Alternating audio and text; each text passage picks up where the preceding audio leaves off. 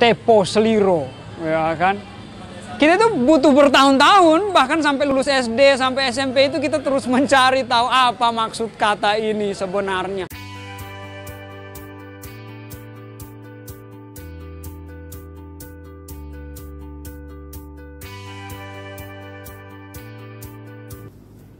Oke, jadi arti dari kata Tepo Seliro adalah secara umum kita pun kalau klik di Google ketik aja Tepo Seliro, maka secara umum akan keluar kata sederhana yaitu yang berarti tenggang rasa.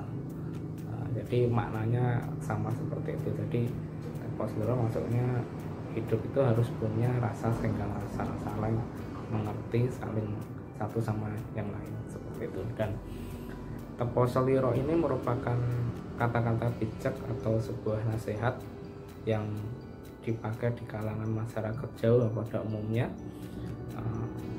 oleh orang tua kepada anaknya, guru kepada muridnya, dan itu disampaikan.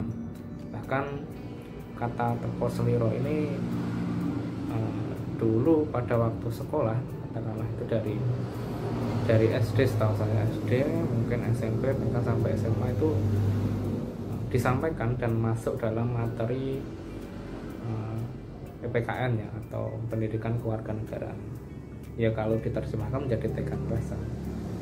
Dan di kalangan Jawa seperti saya, yang hidup di Jawa Timur, Jawa Tengah mungkin, dan Jogja, saya nggak tahu kalau di luar itu. Jadi kata itu digunakan atau disampaikan dalam kelas itu sempat diajarkan oleh gurunya, apalagi guru tersebut yang mengajar itu dari orang Jawa. Tapi dalam prakteknya, dalam keseharian, kata Tepo Seliro ini sebenarnya sampai hari ini saya jarang mendengarnya, jarang digunakan.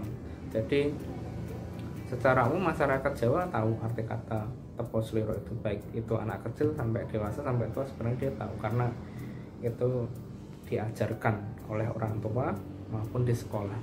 Namun dalam bahasa kesehariannya itu tidak menggunakan kata Tepo Seliro, tapi lebih menggunakan kata yang lain. Misalnya orang Jawa pun dalam kehidupan keseharian lebih akhirnya banyak menyerap dengan kata-kata yang digunakan bahasa keseharian, yaitu seperti bahasa Indonesia. Mbok yo kamu lebih menghargai sedikit, mbok yo rada ngergani sedikit. Orang lebih menggunakan kata itu daripada kata Tepo Seliro. Jadi wong iki mbok yo sing duwe unggah-ungguh lan tata krama. Kalau diterjemahkan bahasa Indonesia, jadi orang itu harus punya unggah-ungguh dan tata krama. Kalian tahu kalau kata tata krama itu artinya ya tata krama, unggah-ungguh itu maksudnya sopan santun. Jadi orang itu harus punya sopan santun dan tata krama, unggah-ungguh dan tata krama. Kata-kata inilah yang lebih sering digunakan dibandingkan kata Tepo Seliro.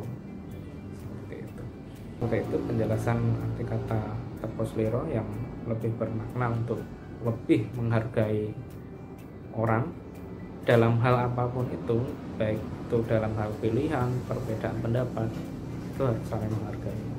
Namun sekali lagi dalam prakteknya, dalam pembicaraan sehari-hari, orang sebenarnya jarang menggunakan kata Tepo Seliro, tapi lebih menggunakan kata-kata lain yang maknanya atau hubungannya itu masih sama dengan kata Tepo Seliro.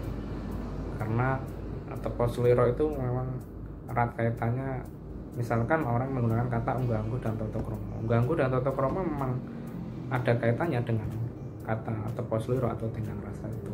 Seperti itu. Baik, jadi seperti itu penjelasan atau arti kata Tepo Seliro dan penggunaannya dalam keseharian. Terima kasih sudah menyimak. Wassalamualaikum warahmatullahi wabarakatuh.